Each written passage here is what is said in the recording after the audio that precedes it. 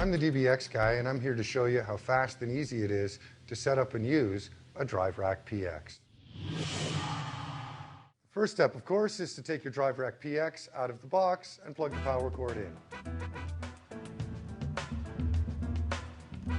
So take the main left-right outputs of your mixing console and plug them into the left-right inputs, then take the PX outputs and plug them into your powered speakers.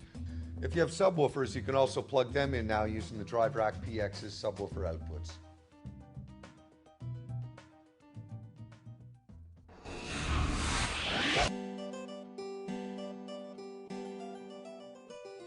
So every set of speakers and amplifiers are going to require a unique set of tunings.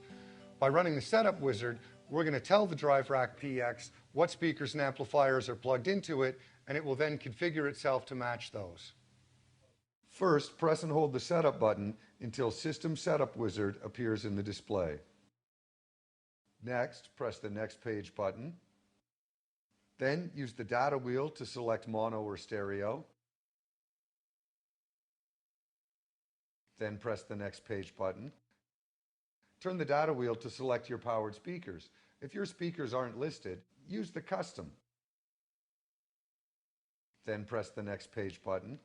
If you have subwoofers, turn the data wheel to select your subwoofers just like you did your main powered speakers.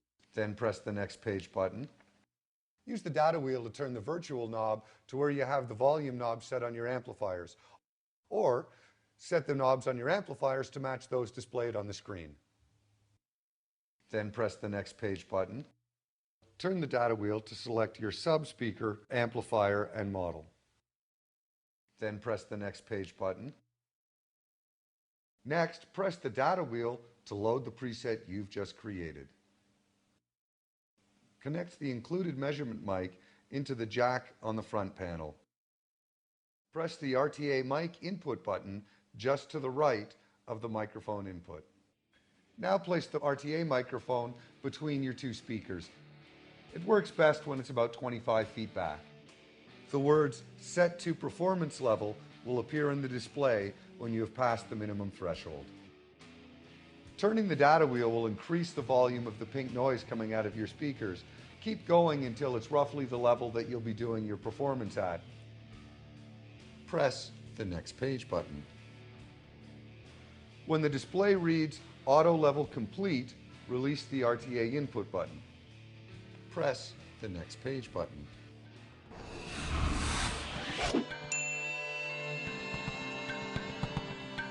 So now we've run the setup wizard for our DriveRack PX, and we've loaded in the presets for our powered speaker combination. Now it's time to run the auto EQ and actually tune our PX for the room that it's in. Now the auto EQ wizard will begin. Press the Next Page button.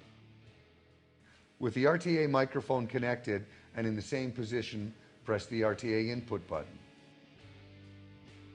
Turn the data wheel to select a frequency response for the auto EQ. For example, select response C, my personal favorite. Then press the Next Page button to continue. The auto EQ will match the curve of your speakers to the curve selected.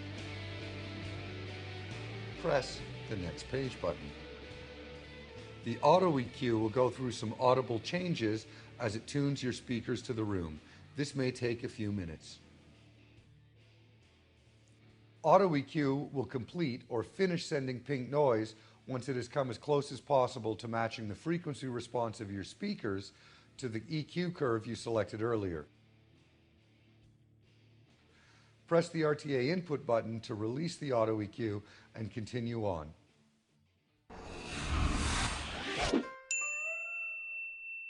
Now that we've tuned our system for the room, it's time to ring it out so it doesn't feed back on us.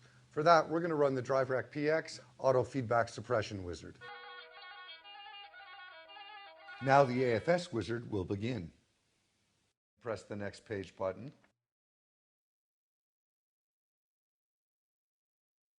Then press the Next Page button. Turn the data wheel to choose the number of fixed filters, or Fs, to use with the Advanced Feedback Suppression, AFS. These filters, once populated, or fixed, will stay at the same frequency and level for the entire show. Live filters, designated by the L, will float as needed during the performance. Then press the Next Page button. Turn the data wheel to choose the EQ notch filter width appropriate for your needs. Speech is a wide filter, music low a narrow filter, music medium even narrower, and music high is a super ultra narrow filter. The wider the filter, the faster it will catch the feedback, but the narrower the filter, the less destructive it will be to the sonic quality of your mix. Then press the Next Page button. With the channel faders down, set the mixer's master level to 0. With the microphones you'll be using during the performance in place and connected, turn up the microphone channel levels until feedback begins. The AFS will start to populate the advanced feedback suppression filters. Do not talk into any of the microphones or play music. This is only a search for feedback at this point.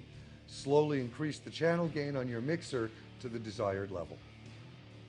Advanced feedback suppression has completed when fixed filter setup done in live mode appears on the display.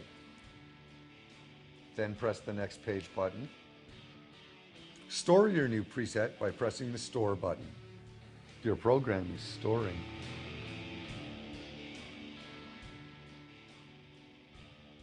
So now that we've run the AFS wizard on our DriveRack PX, our system should be safe and feedback free.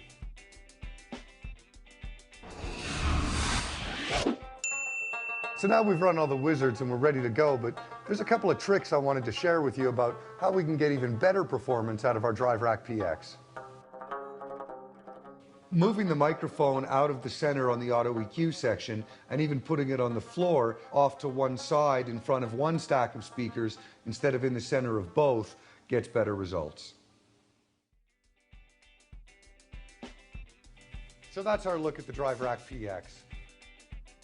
Everything you need to make your speakers and amplifiers sound great.